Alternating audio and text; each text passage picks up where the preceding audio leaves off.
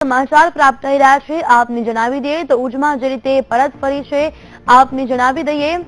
વિદેશ મંત્રી સુષ્મા સ્વરાજે ટ્વીટ કરીને જાણકારી આપી છે ભારતીય દીકરીનું સ્વદેશમાં સ્વાગત કરાયું છે આપને જણાવી દઈએ મહત્વપૂર્ણ સમાચાર છે ઇસ્લામાબાદ હાઈકોર્ટના આદેશ બાદ ઉજ્જમા સ્વદેશ પહોંચી ચૂકી છે વિદેશ મંત્રી સુષ્મા સ્વરાજે ટ્વીટ કર્યું છે અને જાણકારી આપી છે અને ભારતીય દીકરીનું સ્વદેશમાં સ્વાગત છે તેવું ટ્વિટર પર તેમણે ટ્વીટ કર્યું છે ઉલ્લેખનીય છે કે ઉજ્જમા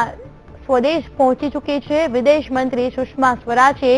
ટ્વિટર પર જાણકારી આપી છે મહત્વનું છે કે ભારતીય દીકરી ઉજ્જમા જે રીતે પરત ફરી છે તેના કારણે ખુશીનો માહોલ પણ જોવા મળી રહ્યો છે ઇસ્લામાબાદ હાઈકોર્ટના આદેશ બાદ ઉજ્જમા હવે સ્વદેશ પરત ફરી છે ઉલ્લેખનીય છે કે ભારતીય દીકરી જ્યારે સ્વદેશ પરત ફરી છે ત્યારે એક ગર્વની લાગણી કહી શકાય અને ખુશીનો માહોલ પણ જોવા મળી રહ્યો છે તો મહત્વના સમાચાર પ્રાપ્ત થઈ રહ્યા છે વિદેશ મંત્રી સુષ્મા સ્વરાજે ટ્વિટર પર ટ્વીટ કરીને આ જાણકારી આપી છે અને ટ્વીટ કર્યું છે કે ભારતીય દીકરીનું સ્વાગત છે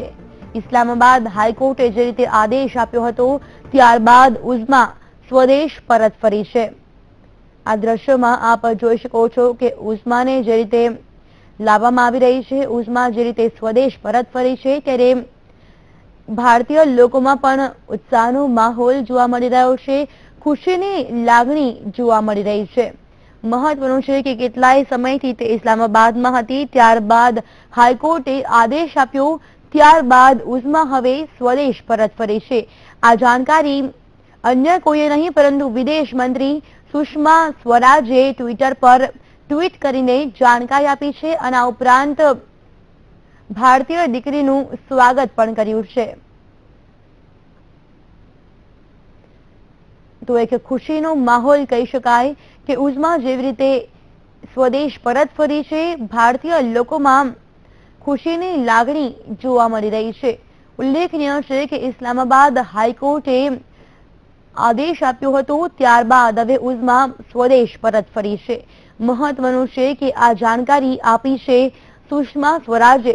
વિદેશ મંત્રીએ ટ્વિટર પર ટ્વીટ કરીને જાણકારી આપી છે આ ઉપરાંત ભારતીય દીકરીનું સ્વાગત પણ કર્યું છે